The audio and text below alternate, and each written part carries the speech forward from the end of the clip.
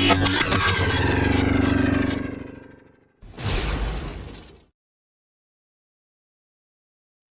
Friends, Iniya குடும்பத்தில் மிகப்பெரிய சோகம் ஒன்று நிகழ்ந்திருக்கு.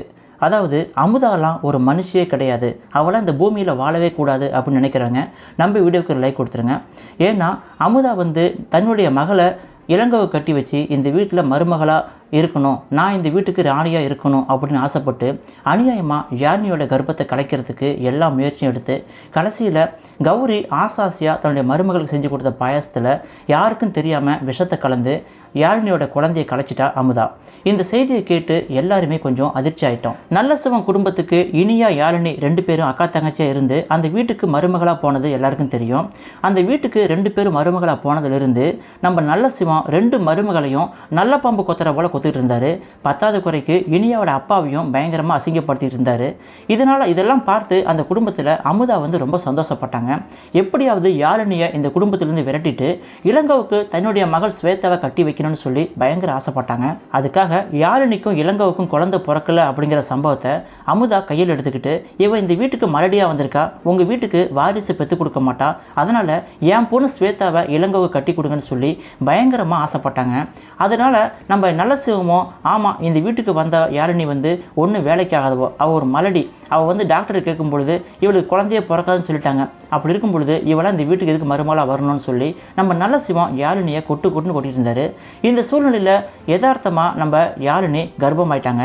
இந்த செய்தியை கேட்ட உடனே இத்தனை காலமாக நம்ம நல்ல சிவம் எந்த மருமகளை தேலாக கொட்டினாரோ அந்த மருமகளை தூக்கி வச்சு தலையில் ஆடினார்.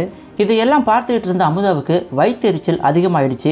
என்னடா இத்தனை காலமாக அண்ணன் நம்ம பேச்சை கேட்டுக்கிட்டு மருமகளில் தூக்கி போட்டு மிதிச்சுக்கிட்டு இருந்தார், இந்த டைமில் யாழினி கர்ப்பமாயிட்டா அப்படிங்கிற செய்தி கேட்டு தன் குடும்பத்துக்கு வாரிசு வரப்போகுதுன்னு சந்தோஷத்தில் அந்த மருமகளை தூக்கி தலையில் வச்சு ஆடுறாருன்னு சொல்லி அமுதாவுக்கு வயிற்றெரிச்சல் அதிகமாகிடுச்சு. எப்படியாவது யாழினியோட கர்ப்பத்தை கலைக்கணும், இந்த வீட்டுக்கு வாரிசே வரக்கூடாது, அதனால் எங்கள் அண்ணனுக்கு ஒரு உயிர் பயத்தை காட்டி எப்படியாவது யாழினிக்கு குழந்தை பிறக்காது, அதனால் என் பொண்ணு ஸ்வேதாவை கட்டி வைங்கன்னு சொல்லி இந்த வீட்டுக்கு மறுபடியும் என் மகள் ஸ்வேதாவை மருமகளை ஆக்கணும்னு சொல்லி பயங்கர திட்டம் திட்டி இனியாவுக்கு மிகப்பெரிய எதிரியாக இருக்கக்கூடிய மாயா கூட கை கோத்துக்கிட்டு யாழினி கர்ப்பத்தை கலைக்கிறதுக்கு பல கட்ட முயற்சி எடுத்தாங்க.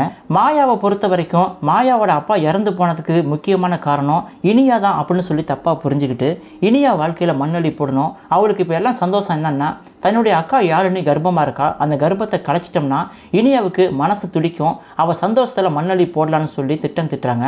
இதனால் அமுதா மாயாவோட எண்ணத்தை புரிஞ்சுக்கிட்டு எதிரிக்கு எதிரி நண்பன் அப்படிங்கிற மாதிரி மாயா கூட கை கோர்த்துக்கிட்டு மாயா கொடுத்த விஷத்தை கொண்டு போயிட்டு பாயாசத்தில் கலந்து யாழினியை குடிக்க வச்சு இப்போ யாழினிக்கு குழந்தை இல்லாமல் போயிடுச்சு. அவள் கரு கலைஞ்சிடுச்சு. அந்த பொண்ணு துடிக்கிறத பார்த்தா குழந்தை மேலே எந்த அளவுக்கு பாசம் வச்சுருப்பாங்க யாழினி, அந்த ஆசையில் மண்ணள்ளி போட்டாலே அமுதான்னு சொல்லி எல்லாம் திட்டி தீர்க்கிறோம். ஏன்னா அமுதா கொஞ்சம் கூட மனசாட்சி இல்லாமல் ஒரு படுபாதக செயலை செஞ்சுட்டாங்க. தன்னுடைய மகள் ஸ்வேதாவை அண்ணன் வீட்டுக்கு மருமகளாக கொண்டு போகணும் அப்படின்னு ஆசைப்பட்டு அண்ணன் வீட்டுக்கு வர இருந்த வாரிசை அழிச்சிட்டாங்க அமுதா. இப்போது யாழினியோட பயம்லாம் என்னென்னா, இப்போ எனக்கு கரு களைஞ்சி போனதால் மறுபடியும் என் மாமனாருக்கு என்னை பிடிக்காமல் போயிடும், அது மட்டும் இல்லாமல் எனக்கு குழந்தை பாக்கியம் இனிமேல் கிடைக்காதுன்னு சொல்லி முடிவு பண்ணி என் கணவன் இளங்கோவருக்கு அவங்களுடைய தங்கச்சி பொண்ணை கட்டி கொடுக்க பார்ப்பாங்க. இதெல்லாம் பார்த்துக்கிட்டு நான் எப்படி உயிரோடு இருக்க முடியும்னு சொல்லி நான் சாக போகிறேன்னு சொல்லி யாழினி அழுகிறத பார்த்து இனியா கலங்கி போயிட்டாங்க. யாழினியும் இது நடக்காது அப்படின்னு தெரிஞ்சு கூட இனியா கிட்ட ஒரு கோரிக்கை வைக்கிறாங்க. இனியா என் வாழ்க்கையை காப்பாற்றணும்னா உன் கையில் தான் இருக்குன்னு சொல்லி சொந்த தங்கச்சிக்கிட்ட பிச்சை எடுக்கிறது குறைய கேட்குறாங்க. அதை பார்த்துட்டு இனியா கலங்கி போயிட்டாங்க. என்னக்கா செய்யணும் சொல்லுங்கன்னு சொல்லும் பொழுது, இதுபோல் என் வயிற்றில் உள்ள குழந்தை கலைஞ்சிருச்சு, அதனால் என் குடும்பத்தில் ஏற்றுக்க மாட்டாங்க, நீ ஒன்று பண்ண, உன் வயிற்றில் வளர்கிற குழந்தை, அந்த குழந்தைய எனக்கு கொடுத்துரு அப்படின்னு சொல்லும் பொழுது இனியாவுக்கு ரொம்ப அதிர்ச்சியாக இருக்குது. இனியாவும் ரொம்ப காலமாக எனக்கு குழந்தை பாக்கியம் கிடைக்காதுன்னு சொல்லி அவங்களும் வரம் இருந்து தான் இப்போ கன்சீவ் ஆயிருக்காங்க. அந்த கருவை எனக்கு கொடுத்துருன்னு சொல்லும் பொழுது இதெல்லாம் நடக்குமான்னு தெரியல. எப்படி நடக்கும்? அந்த பொண்ணு கன்சீவாக இருக்கிறது எல்லாத்துக்கும் தெரியும், கரு களைஞ்சி போச்சுன்னு சொல்லி இப்போ எல்லாருக்கும் தெரியும். இப்போது இனியாவோட கருவை எப்படி கேட்குறாங்கன்னு சொல்லி தெரியல. இருந்தாலும் இதெல்லாம் நடக்காதுன்னு தெரிஞ்சும் அப்பாவி பெண்ணா யாழினி புலம்புறதை பார்த்தா எல்லாருக்கும் கொஞ்சம் மனசு கவலையாகுது. யாழினியை பொறுத்த வரைக்கும் எனக்கு குழந்தை பாக்கியம் இல்லைன்னு சொல்லி காரணம் காட்டி என் கணவன் இளங்கோவிட்டிருந்து என்னை பிரிச்சிட போகிறாங்கன்னு சொல்லி அந்த பயம் மட்டும்தான் யாழினிக்கு அதிகமாக இருக்குது. இந்த சூழ்நிலையில் இன்றைய எபிசோடுக்கான ப்ரோமோ வெளியாயிருக்கு. அதாவது நம்ம இனியா கர்ப்பமாக இருக்கிற விஷயம் விக்ரமுக்கு தெரிஞ்சு போயிடுச்சு. அதை பார்த்துட்டு விக்ரம் ரொம்ப சந்தோஷப்படுறாரு. நான் அப்பா ஆயிட்டேனான்னு சொல்லி ரொம்ப ஹாப்பியாக இருக்காரு. இன்னொரு பக்கம் பார்த்தீங்கன்னா ஹாஸ்பிட்டலில் இதுபோல் யாழினிக்கு கர்ப்பம் கலைஞ்சிருச்சுன்னு சொல்லி கேள்விப்பட்டு இளங்கோவிலிருந்து அவங்க மாமியார்லேருந்து எல்லாம் ஓடி வராங்க. அதை பார்த்துட்டு இனியா கண் கலங்குறாங்க. இதுபோல் யாழினி வயிற்றில் இருந்த குழந்தை கலைஞ்சி போயிடுச்சு, கீழே வலிக்கு விழுந்துட்டா, அதனால் கலைஞ்சி போச்சுன்னு சொல்லும் பொழுது எல்லாரும் அதிர்ச்சி ஆகிட்டு கண்ணீர் விட்டு அழுகிறாங்க.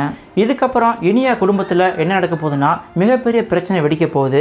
அதாவது நல்ல சிவம் இந்த குடும்பத்துக்கு வாரிசு வரப்போகுதுன்னு சொல்லி பயங்கர சந்தோஷத்தில் இருந்தார். அதுக்காக வேண்டாத மருமகளை தலையில் தூக்கி வச்சு ஆடினார்.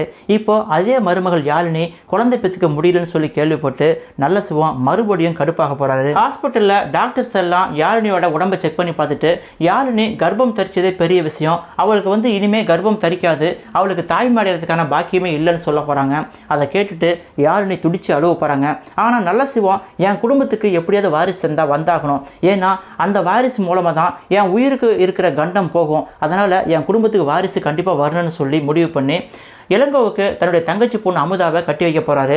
அதன் மூலயமா எனக்கு ஒரு வாரிசு வரட்டும், என் உயிருக்கு வந்த கண்டம் விலகட்டும்னு சொல்லி முட்டாள்தனமாக நம்ம நல்ல சிவம் முடிவெடுக்க போகிறாரு. நல்ல சிவம் இதுபோல் ஒரு முடிவுக்கு வரணும், என் பொண்ணு அந்த வீட்டுக்கு மருமகளாக கொண்டு வரணும்னு ஆசைப்பட்டு தான் நிறைய காய்கள் நகர்த்தினாங்க. அதில் வெற்றி பெற்ற மாதிரி இப்போ அமுதா இருக்காங்க. ஆனால் இனியா அமுதாவோட திட்டம் பழிக்க விட மாட்டாங்க. ஏன்னா என்னுடைய அக்காவோட கர்ப்பத்தை கலைக்கிறதுக்கு அமுதா என்னென்ன பாடுபட்டாங்க, இப்போது எங்கள் அக்காவோட கர்ப்பம் கலைஞ்சதுக்கு பின்னாடி அமுதா தான் இருக்காங்கன்னு சொல்லி எல்லா உண்மையும் சொல்ல போகிறாங்க. இதையெல்லாம் கேட்டுட்டு நல்ல சிவம் தன் தங்கச்சி அமுதா மேலே கோவப்பட போகிறாரா, அமுதா நீ தான் இதெல்லாம் பண்ணியா, நீ இந்த வீட்டை விட்டு வெளியே போன்னு சொல்லி அமுதாவை வீட்டை விட்டு விரட்ட போகிறாரா, இல்லை ஜோசியக்காரர் சொன்ன மாதிரி உங்கள் உயிருக்கு ஆபத்து இருக்குது, அந்த ஆபத்து விலகணும்னா உங்கள் குடும்பத்துக்கு வர வாரிசால் மட்டும்தான் முடியும் அப்படின்னு சொல்லி ஜோசியக்காரன் சொன்னதை நம்பிக்கிட்டு அதெல்லாம் முடியாது, எப்படி இருந்தாலும் எனக்கு வாரிசு வரணும், என் தங்கச்சி பொண்ணை கட்டி வைங்கன்னு சொல்லி அமுதாவுக்கு ஆதரவாக செயல்பட போகிறாரா நல்ல சிவம் அப்படின்னு சொல்லி பொறுத்திருந்து தான் பார்க்கணும். அமுதாவோட இந்த திட்டம் பழிக்கக்கூடாது அப்படின்னு நினைக்கிறவங்க இந்த வீடியோக்கு லைக் கொடுத்துருங்க. மீண்டும் அடுத்த வீடியோவில் சந்திக்கலாம். தேங்க்யூ ஃபார் வாட்சிங்.